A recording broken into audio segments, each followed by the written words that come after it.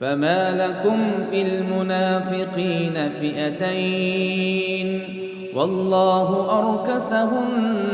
بما كسبوا أتريدون أن تهدوا من أضل الله ومن يضلل الله فلن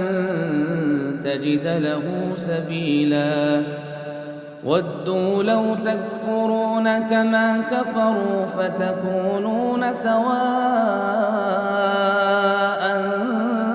فلا تتخذوا منهم أولياء حتى يهاجروا في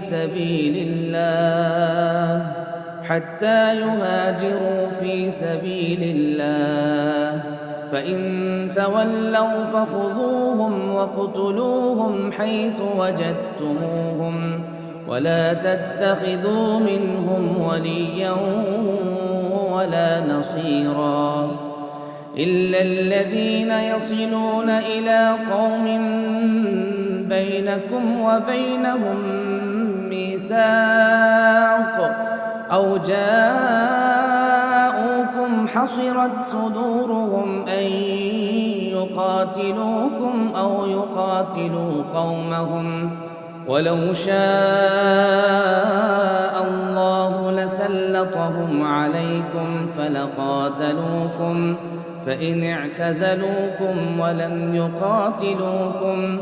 فإن اعتزلوكم فلم يقاتلوكم وألقوا إليكم السلم فما جعل الله لكم عليهم سبيلا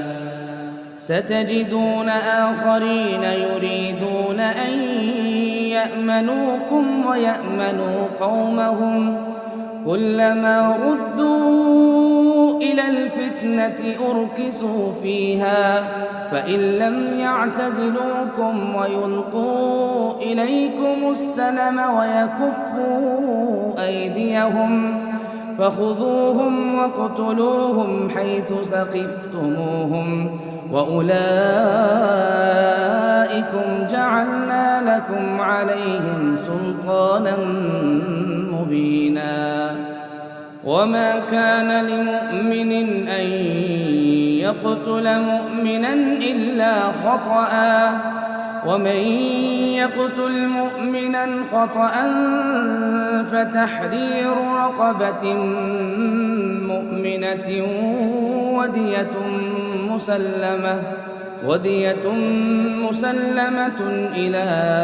أهله إلا أن يصدقوا وإن كان من قوم عدو لكم وهو مؤمن فتحرير رقبة مؤمنة وإن كان من قوم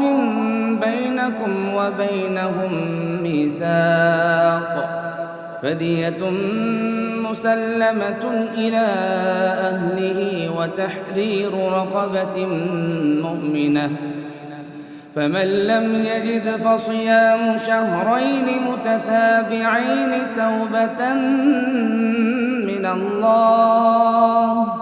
وكان الله عليما حكيما ومن يقتل مؤمنا متعمدا فجزاؤه جهنم خالدا فيها وغضب الله عليه ولعنه وأعد له عذابا عظيما يا أيها الذين آمنوا إذا ضربتم في سبيل الله فتبينوا ولا تقولوا لمن ألقى إليكم السلام لست مؤمنا